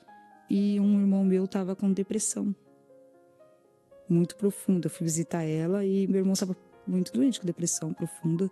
Só que a gente não sabia o que ele tinha. Tinha época que ele estava bem, tinha época que estava mal. Lá na frente, a gente descobre. De um dia ele me chamou para limpar a casa dele, fazer uma faxina no quarto dele, que ele ia me dar R$50. E eu fui limpar o quarto dele, né? E me deu aquele negócio assim, tipo assim, arrasta o guarda-roupa, arrasta o guarda-roupa. Eu arrastei o guarda-roupa e achei uma sacola de remédio e um monte de exames. E ele tinha saído para trabalhar e eu perguntei para ele assim, que é isso aqui? E ele falou, quem mandou você mexer? Eu pedi para você limpar meu quarto, não mandei você arrastar meu guarda-roupa. E eu falei assim, eu já sei o que tá acontecendo. Agora eu quero a verdade. E aí ele pegou e falou assim, lembra quando você ficou no orfanato? Lembra quando a mãe conseguiu pegar a gente de volta? Eu falei, lembro. Falou assim, então, a mãe, ela teve algumas recaídas com essa pessoa que havia mexido comigo no passado. E essa pessoa, ela ficou presa, depois ela saiu. E ele se relacionava com muitas mulheres, sabe? Ele tinha esse negócio com ele. E nesse tempo ele se relacionou com uma mulher que tinha HIV. Minha mãe tinha saído com ele. Depois de tudo que aconteceu, minha mãe ainda estava saindo com eles escondida. E aí ele passou HIV para minha mãe. E minha mãe ainda não sabia que minha mãe tinha voltado com ele, estava morando com meu irmão com ele. E ele abusou de um dos meus irmãos. Meu Jesus amado. E aí ele passou HIV pro meu irmão. Então fazia muitos anos que ele tava com HIV. Gente, meu Deus. E aí ele pegou e contou a verdade. Ele falou assim, você não era mais vítima. Depois eu passei a ser a vítima dele. Que ódio que dá desse... Meu Deus, irmão. E ficou todo esse tempo aí... Abusou de você, abusou dele. Quando você sumiu, abusou dele. Ele ficou com HIV também. Mas naquela época, como que ele se tratava escondido? Não, quando a gente descobriu que a minha mãe estava com HIV, quando a gente descobriu da minha mãe, automaticamente ele descobriu dele. Só que ele guardou aquilo para ele. Então a depressão que ele estava vivendo era por conta da descoberta. Mas deixa eu ver se eu entendi. Só pra me dizer se eu... Esse abuso que ele teve foi lá no começo, na infância? Ou já foi depois. Foi depois. Foi depois. A dependência emocional fez ela voltar com ele lá na frente. Ah, então enquanto você tava fora, a sua mãe voltou com o mesmo rapaz? Ela saiu com ele às escondidas. Escondido de por todo esse mundo rapaz da que tinha te família. abusado. E daí ele pega e abusa dele. Abusou dele. Ah, não acredito.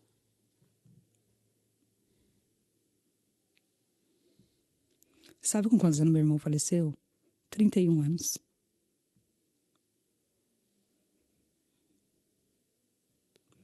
Gente, mas... E sua mãe mesmo... Nossa, quanta dependência que sua mãe tinha desse homem. Muito.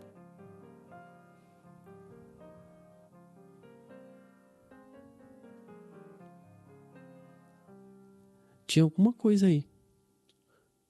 Porque como a sua mãe era de uma religião de matriz africana. Sim. Provavelmente ela fazia trabalhos. Sim. Provavelmente também, né? Satanás amarrou ali a pessoa. Exatamente, A ele mãe. também. Ele falava Não pra tem ela. outra explicação aí Ele falava pra pra ela, isso você aí. não vai conseguir largar de mim. A gente vai ter que provavelmente o inimigo amarrou ali a Exatamente. alma dos dois e. Ela estava debaixo de uma maldição. Exatamente. Quando essa maldição foi quebrada, foi quando ela foi pra igreja. Uhum. Só que... Isso aqui é uma conversa que só pra quem só pra quem entende dessas coisas vai conseguir entender isso, né? Porque quem entende do mundo espiritual vai entender Exatamente. isso aqui que a gente tá conversando, né? E tá claramente aí algum trabalho aí que foi feito Com pelos dois. certeza. Foi feito. Que é isso que o diabo faz. Exatamente.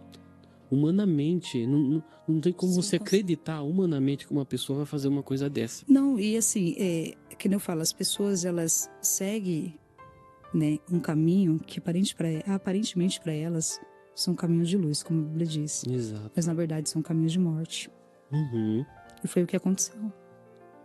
Ele matou os sonhos, ele matou os projetos, ele conseguiu, né, prender a alma dela, roubar o raciocínio, a consciência, trouxe uma Mas dependência como que emocional encontrou tão esse homem de séria. novo? Esse homem... Ele foi atrás dela.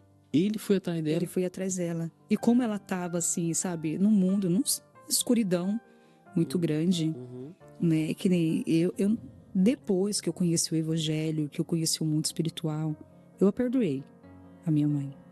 Eu consegui perdoar a minha mãe, né? Porque a gente entende que o mundo espiritual ele é muito sério. Ele existe, o bem e o mal, ele existe. Que penas que muitas pessoas que para acordar demora, né? E eu falo, Às vezes tua mãe acreditou que ele mudou. Ele pode ter sido mudado. entendeu? Eu não sei, olha. Ou então ela não entendeu a consequência disso tudo, né? Eu acho que assim foi uma cegueira espiritual muito Isso. grande, que ela não entendeu o que tinha acontecido, sabe? Quando ela veio compreender o grau da situação, foi quando ela já estava na igreja, né? E aí já tinha acontecido muita coisa. Não, mas vamos lá. Então o seu irmão, você descobre que o seu irmão tem HIV por causa Desse rapaz que homem havia te abusou. passado. E aí, qual que foi sua reação? O que acontece depois? Olha, foi um misto de sentimento. Foi um misto de sentimento porque assim, no momento me veio aquele negócio assim na cabeça. Eu era a vítima. Bom, até esse momento você não sabia que ela estava escondida com ele. Não, Você que ela já tinha descobriu ali? largado dele. Depois de muitos anos que ela largou dele, que ela Entendi. descobriu que ela estava com a doença. Aí você descobriu ali que Entendeu? ela estava junto com ele. Aí que ela tinha voltado, porque para mim, quando eu fui pro conselho, tinha acabado a Sim. história toda ali, né? Eu não imaginaria que Entendi. lá na frente eles iriam se reencontrar e ia acontecer tudo isso, entendeu? Não imaginaria. Nunca passou isso Creio pra minha que você cabeça. não sabia Nunca, o que nunca, pensar num momento desse, né? nunca.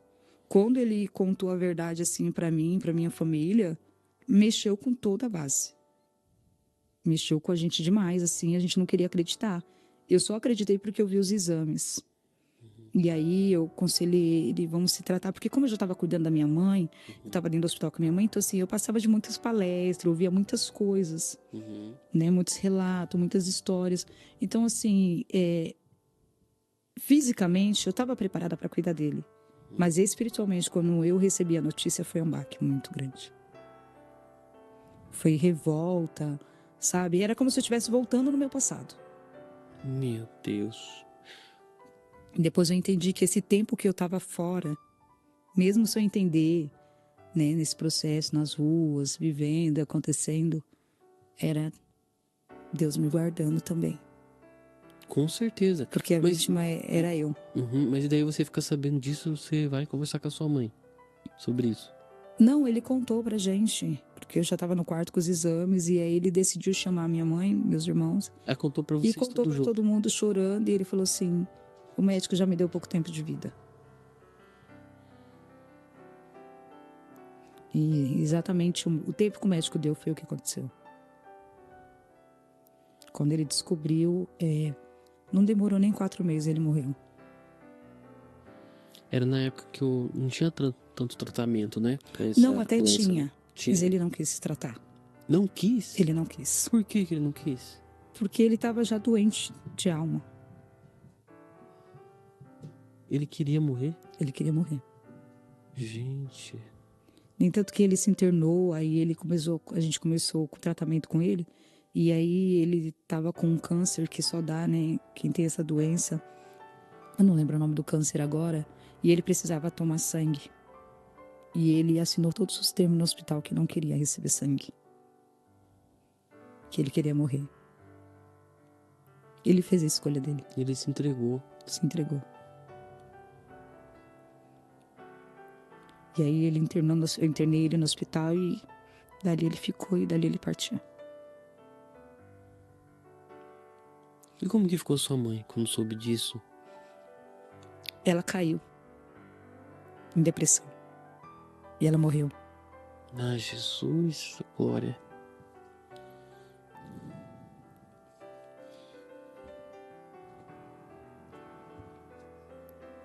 Ela não conseguiu se perdoar. Porque daí vocês estavam todos destruídos, né? É muita coisa, né? Pra vocês lidar ali. A sua mãe com a culpa, você vendo a história se repetir novamente. Na verdade, Rafael, o ocultismo, ele adoeceu minha família inteira, né? Misericórdia. Foi algo que entrou na nossa família e generalizou. Eu posso te dizer que de tudo que aconteceu, eu me considero entre os mortos e feridos, uma sobrevivente. Eu sou sobrevivente. A sua mãe aceitou Jesus? Aceitou Jesus, ela estava na igreja. Só que nem eu falo, fica, né? A dor fica. Claro, sim, óbvio. Os traumas ficam. E o seu irmão chegou a aceitar Jesus, também aceitar Cristo? Ele aceitou Jesus, mas quando ele estava na igreja, ele ficou um tempo na igreja, mas quando ele descobriu tudo, aquilo matou ele por dentro. Ele não teve força para lutar. Ele estava decidido a ir embora. Ele dizia para mim todo dia no hospital, eu não quero viver. Ele se entregou. Os médicos falavam para mim assim, olha, a gente tem tudo para salvar ele. Mas ele não deixa a gente fazer nele aquilo que a gente aprendeu na medicina. Ele queria ir embora a qualquer custo. E tanto que toda vez que eu ia visitar ele falava para mim assim, você é mais forte do que eu. Você aguentou, eu não aguento. Ele se entregou. E eu me lembro que ele faleceu, não demorou muito, a minha mãe caiu em depressão, faleceu. E ali, quando eu recebi a notícia que minha mãe tinha falecido, eu estava pregando na igreja. Estava em cima do altar pregando. Ah, você já estava pregando na igreja? Estava pregando na igreja quando eu recebi a notícia que minha mãe faleceu. Faleceu ele primeiro, depois em seguida minha mãe. E aí, não demorou muito da minha mãe, em 4 meses, eu estava pregando num congresso. Eu saí do congresso, falei com um dos meus irmãos, né? Me despedi dele, que eu falei, ó, eu vou entrar, que eu vou ministrar a palavra. Quando eu sair, eu te falo. E no meio da minha mensagem, eu recebo a notícia que meu irmão, que eu estava no telefone falando com ele, estava morto. Morreu engasgado, sentado na mesa. Meu Deus. É isso que Satanás ele veio, para destruir, para roubar, para matar e para destruir. E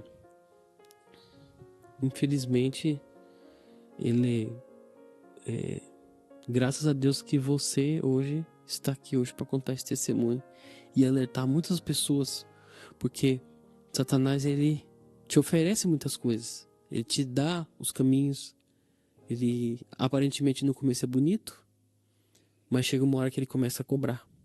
Exatamente. Eu costumo dizer que ele dá com uma mão e toma com as duas, né? E toma com as duas mãos. Exatamente. E nós aqui estamos, a pastora, trazendo vários, aproveitando esse gancho, os que você já vai continuar, que o seu testemunho, né, já vamos encerrar. Nós sempre trazemos assuntos aqui alertando as pessoas a isso, né? A tomar cuidado a quem você procura, a fonte que você procura. Porque às vezes você pode estar procurando a solução para o seu problema em várias fontes. Você já foi em um lugar, você já foi em outro, você já foi em outro. E sua vida está passando. Os dias estão passando e você está vendo que nada resolve. Mas a única solução que tem para a tua vida se chama Jesus Cristo. Nessa terra, nesse mundo, não existe outra solução a não ser o nome chamado Jesus Cristo. Não existe outra fonte. O mundo está tentando pregar várias coisas aí, querendo misturar o evangelho, dizer que é Jesus, que é Deus. Não existe. O que existe, a única solução é Jesus Cristo para a tua vida. E quando você estiver buscando em outras fontes, o tempo está passando e você só vai se afundar. Não é isso? Exatamente. E eu queria também, assim, sabe, deixar aqui, né, uma palavra de Deus para os ouvintes, né, todos que vão ouvir esse testemunho, ver que ainda há esperança para uma árvore que se foi cortada.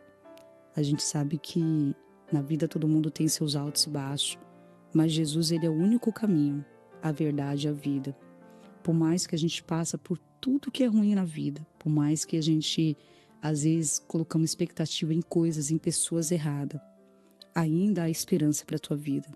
Quando a gente encontra Jesus no meio do caminho, não há dor que ele não possa curar, não há cenário que ele não possa transformar. O erro da gente, muitas das vezes, é esperar chegar no último estágio para buscar Jesus. E eu falo isso, eu não falo sobre religiosidade. Eu falo sobre Deus. Deus. Porque se Deus não salvar, Rafael, ninguém mais salva. Se Deus não curar, ninguém mais cura.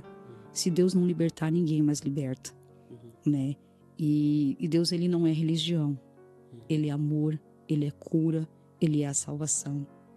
E a única maneira da gente se restaurar, da gente nascer em meio às cinzas, é se estruturando em Deus. Porque quando Jesus entra, não tem casamento falido, não tem ministério destruído, não tem família que fica no chão quando Jesus entra.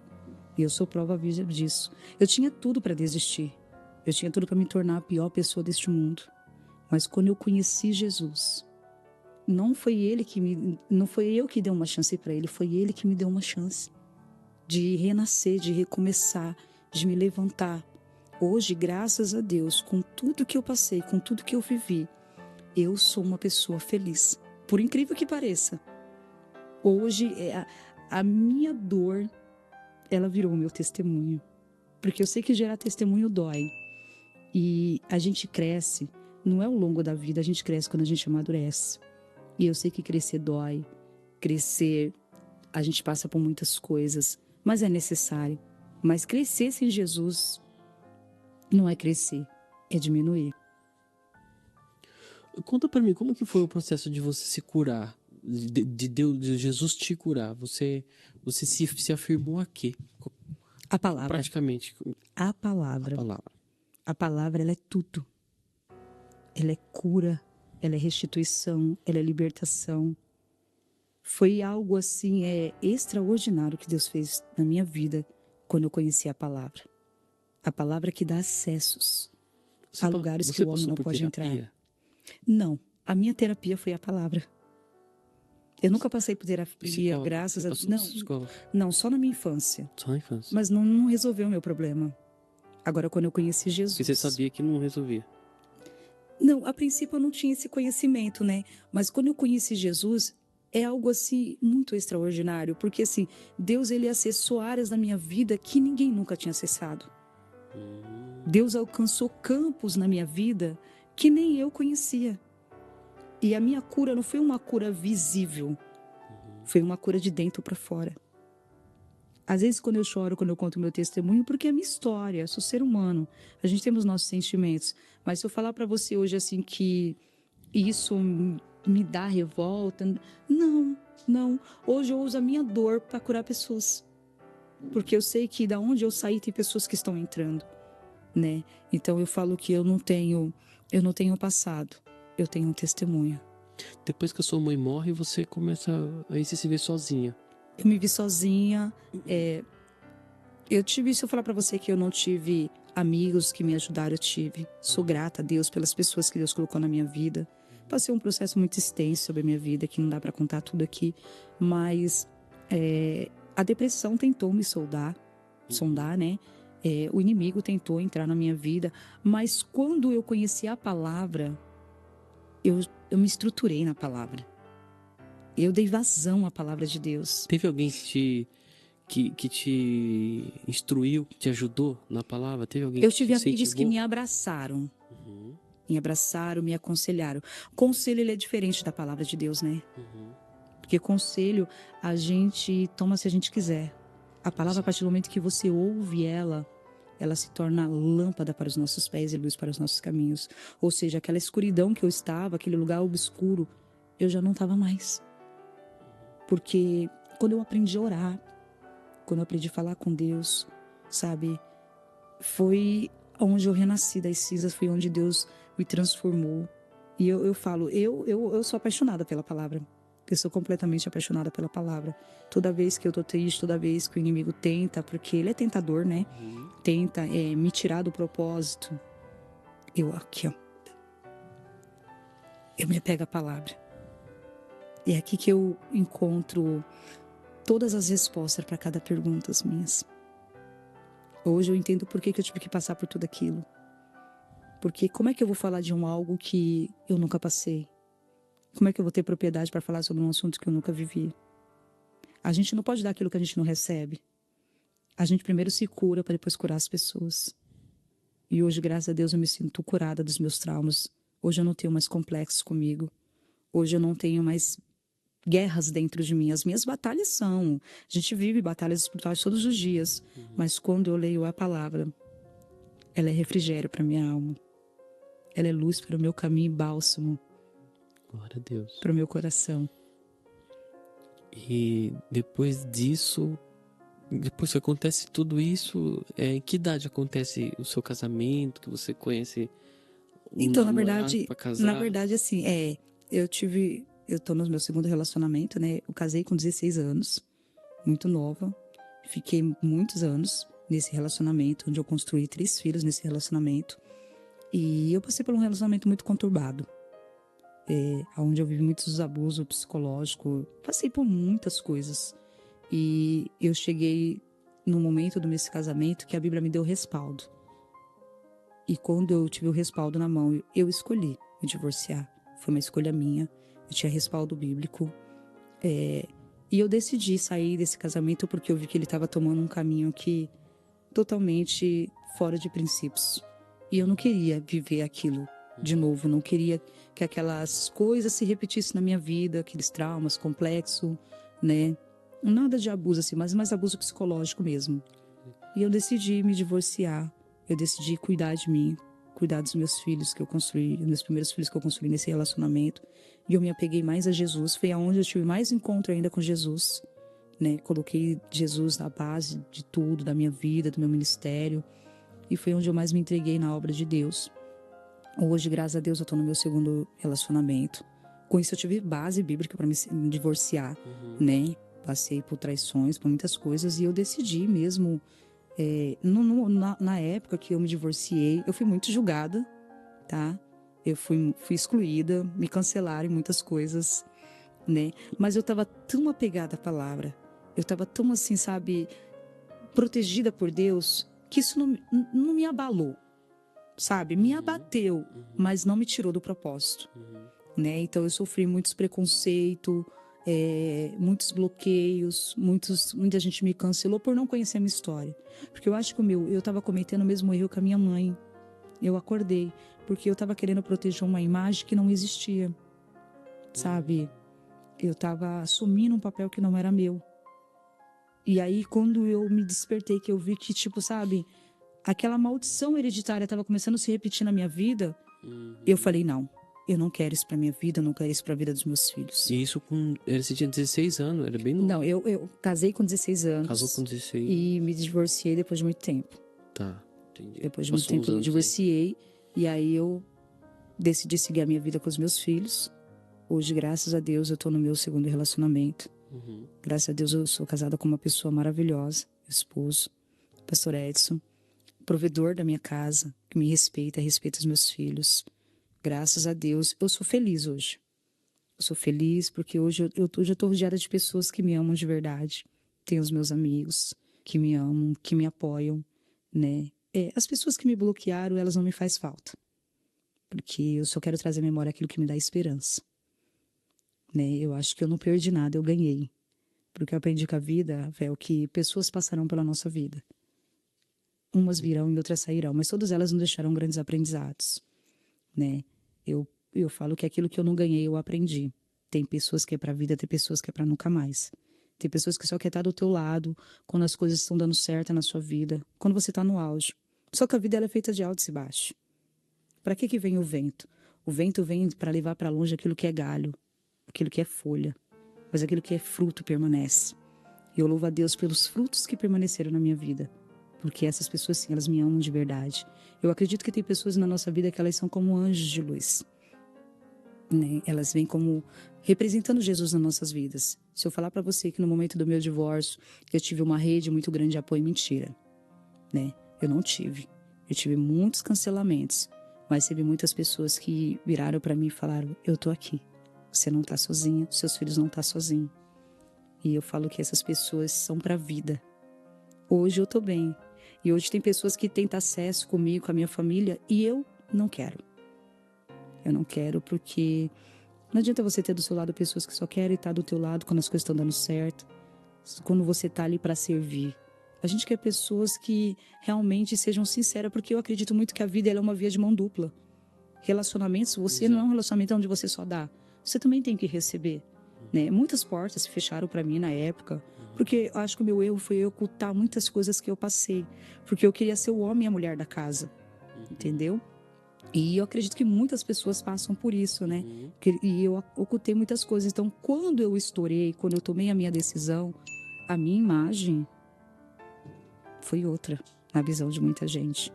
Mas o importante é que hoje eu estou bem, não perdi a direção, não perdi o propósito, continuo sendo quem eu sou. Graças a Deus, hoje eu me vejo melhor do que ontem. Não estou onde eu gostaria de estar, mas também já não estou mais onde estava. Isso que é importante. Isso que é importante, glória a Deus. Né? E eu louvo a Deus pelos amigos que ficaram. Amém. Porque esses são os remanescentes na minha vida. Hoje, graças a Deus, de tudo que eu passei, eu superei, dei a volta por cima. Hoje eu te digo que eu tô bem. Hoje eu te digo que o meu ciclo de amizade é muito pouco, mas as pessoas que estão na minha vida são pessoas extraordinárias. Homens e mulheres de Deus, sabe? Que não que só me apoia, mas também que me corrige quando é necessário. Porque eu falo que na vida a gente é aluno de quem sabe demais e professor de quem não sabe nada.